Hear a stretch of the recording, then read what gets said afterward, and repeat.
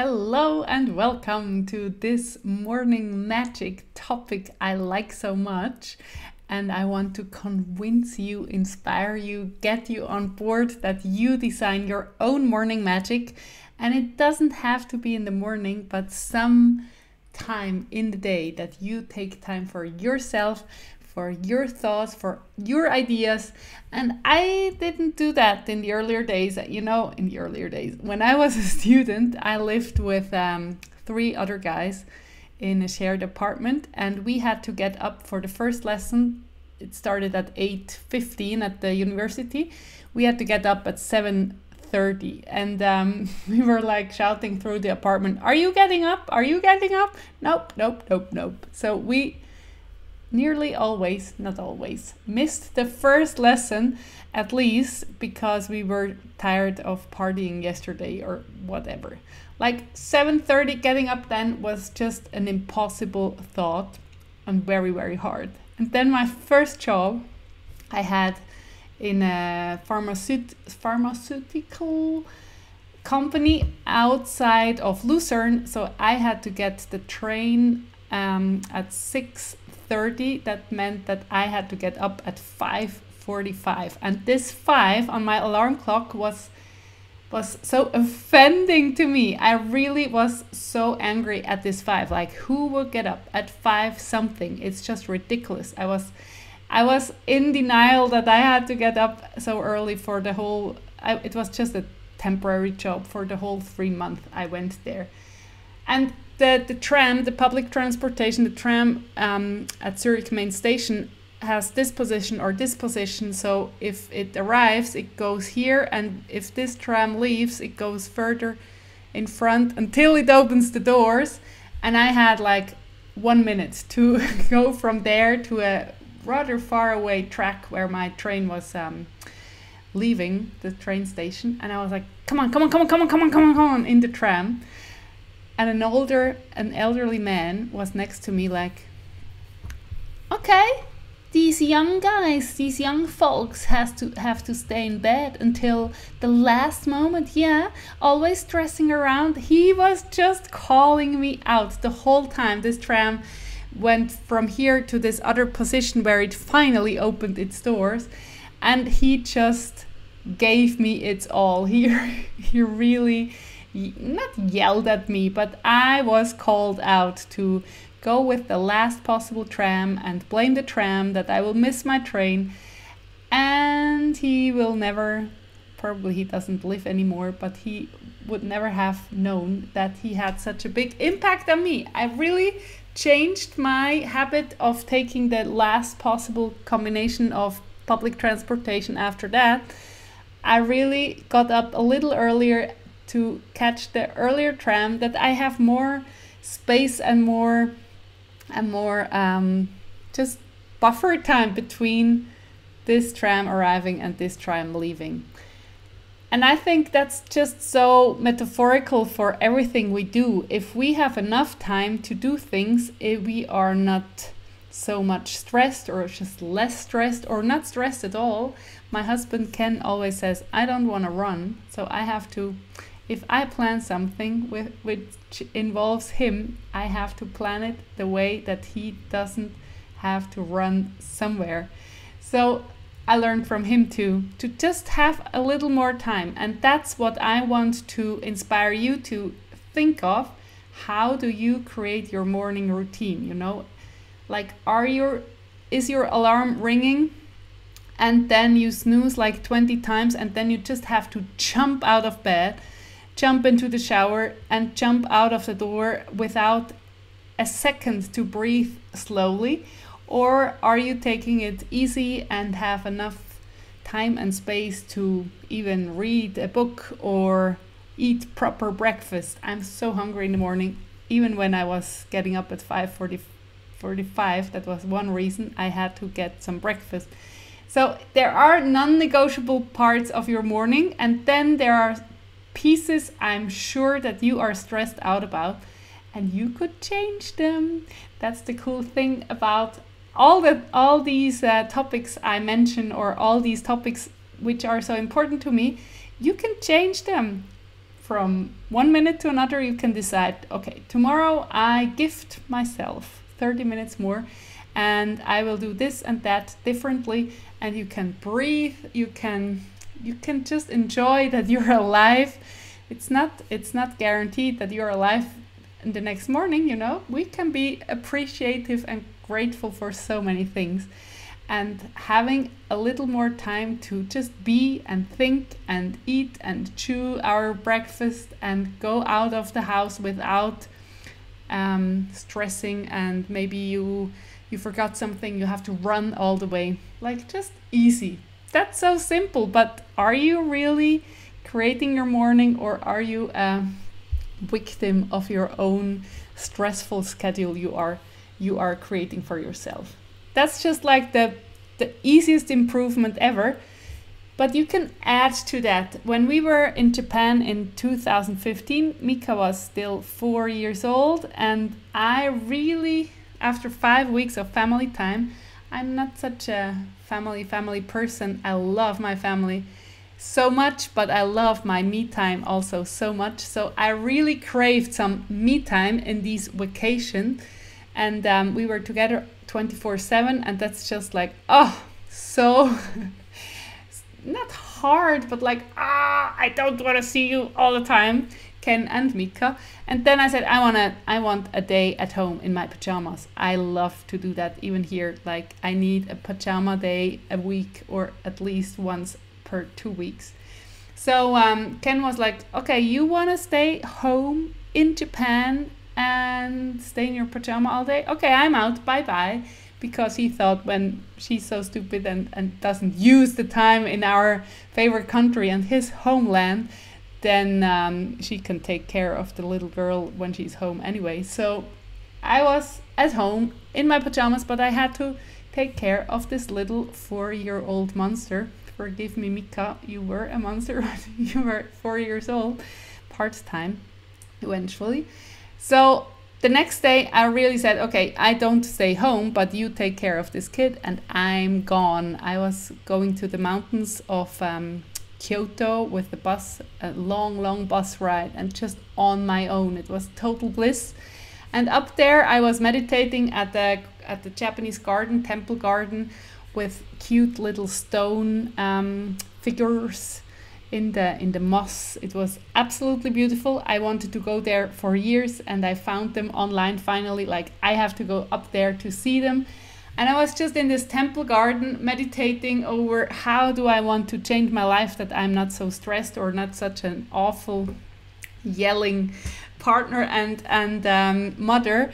And the simple thing was I want more me time.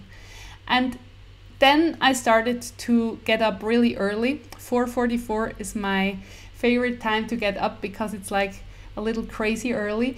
But after I started to do that, after I did my yoga in the morning and journaling and EFT, I don't know if you know this tapping technique. I will tell you next week because I love it so much. Tapping, journaling, yoga, and meditating. And I don't do that like every morning without exception, but if I do it, I realize how much it impacts me in a positive way. So I know that it's good for me, and that's why I do it. I don't do it for, like, I didn't sign a contract. I don't do it for anybody else than myself. And when I started to do that, when Mika was still 4 years old, she magically woke up that early and came into the living room. And that's where I think you can really, really have a big influence on your kids, if you have kids, to set boundaries. You know, I told her, this is my time. You can lay on this sofa. You better be quiet, like really quiet. You're not supposed to ask questions or do anything. You can go to your bed. You can go to daddy in our bed, but you better don't disturb me. And I think that's so healthy to have boundaries. I mean, she wasn't crying. She had no problem at all. She was just curious what mama was doing here. So, and I was happy if she's in my living room with me, but not included in my personal morning magic. So if you have kids or not, you can some clients tell me, like, yeah, that's not possible. My kids magically realize or recognize when I get up, so they get up too. So I don't have my me time. So even though they wake up, you can include them in being with you, but like, this is my time. So I do these 4 things, and then I'm most happy. If I have only a half an hour, I might skip EFT, but that's my morning magic. And 4:44, I realized afterwards, I didn't invent that at all. There is a book, Miracle Morning. I can highly recommend that, and there are several versions for entrepreneurs. I don't know how many different versions he wrote about it. If you read only the basic one, that's fine too. So Morning Magic, Miracle Morning, sorry, or the 5 a.m. club. There are so many people stressing out that morning time is absolutely magical for yourself. I just love to be alone, and like, I have a candle lit up in my living room, and it's like my cocoon, and I can I'm more clear of what I want to do that day. I already did my workout, and it's just like, I'm ready for the day, and it didn't even start yet, For me, it started, but my family is asleep now. Mika don't get up at 4:44, and I already did whatever I wanted to do daily, because in the afternoon, I'm really not good at that. Like, blocking out time for meditating or sport in the afternoon, that's not my thing, but maybe it's your thing. So just this daily habit of taking care of yourself, of taking care of your thoughts, and journaling for clarity, for ideas, and working out for your body, that's the magic of this whole thing. It doesn't have to be in the morning. For me, that's the only time, which is just perfect for me, but you have to create your own system, and maybe you try it out. Maybe you have a winding down evening ceremony, maybe, whatever fits better for you, best for you. Try it out, and try it out for as long as, let's say, a month or 2 months, even better, and then you can change things up, or you can say, not for me, it's not working. I can have a bet with you that you will see the difference so clear that you can ditch the whole morning ceremony or whatever ceremony you do, but you will see clearly what it does to you. You just feel better and more alive and more focused and full of energy, and that's just so cool if you create that for yourself. That's the goal, and having more energy, having more clarity brings better connections and success in your private life, in your business life, and that's what we want, right? So you have it again. You are the captain of your ship, and you decide how you want to do it and what you want to achieve. But the morning magic is just the trick to try if you didn't do it yet, that you have your me time, your focus time, your sports time, your meditating time in a time container. You decide when it is. My recommendation, try 4:44 in the morning, and please tell me what you think afterwards, what the result is. So this is my inspiration. I'm really curious if you are hooked now to try this out, or if you have any questions, any concerns, any you are crazy and why should I do that questions, please put them into the comments. Come into my free Joy members club to discuss this topic, and join the Joy Challenge for free. I will put the link into the show notes too. And if you are interested in an overall, not makeover, but watching carefully and being aware of all the different areas in your life, like spirituality or fitness or clarity, that's all all these topics are already now included in the morning magic, but like the whole wheel of life, in the Joy Academy, we take care of all these topics, and you can do all in your timing, in your pace, in your speed, and you can change your life because you have everything in your hands. You are perfect the way you are, and yet you can change and add on your skills and your mindset every day, and just thrive on this joy mindset you build yourself on your terms, and build a life you are just thrilled to live, and not feel, maybe you feel now like, it's hard, or I can't do anything. You can do so much, and the first start is maybe the morning ceremony, the morning magic you create for yourself. Another tool, every week I show you my Joyometer. This one is from, I wrote it today. Look back on my week, on my last week. My highlight was a photo shooting with Toki. I will include the address of him in the show notes too. It's Instagram.com and then dastok, DASTOK. He has moody black and white pictures, and my photographer friend and her husband and their huskies. We were in the mountains last week. I told you in the pre-recorded video about that. It was absolutely spectacularly beautiful, and we had such a good time. And Alec always wanted to have a photo shooting with Toki, and then it worked out that we met on Friday in his studio. And if you go to his Instagram, you can see the cool husky picture. Maybe I put some on my blog too, that it will be easy to find and to look at. And I had so many cool things happening last week, and I'll put that into the blog too, that you can read it if you want.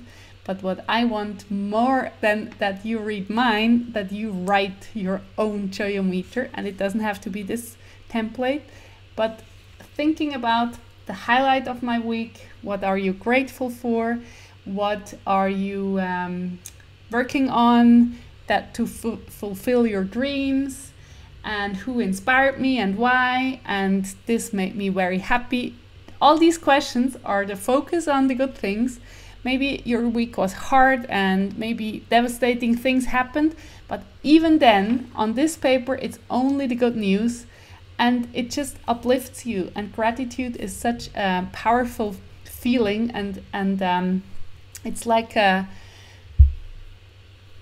hygiene thing in your whole body. A full dose of gratitude is so cleansing, and so uplifting.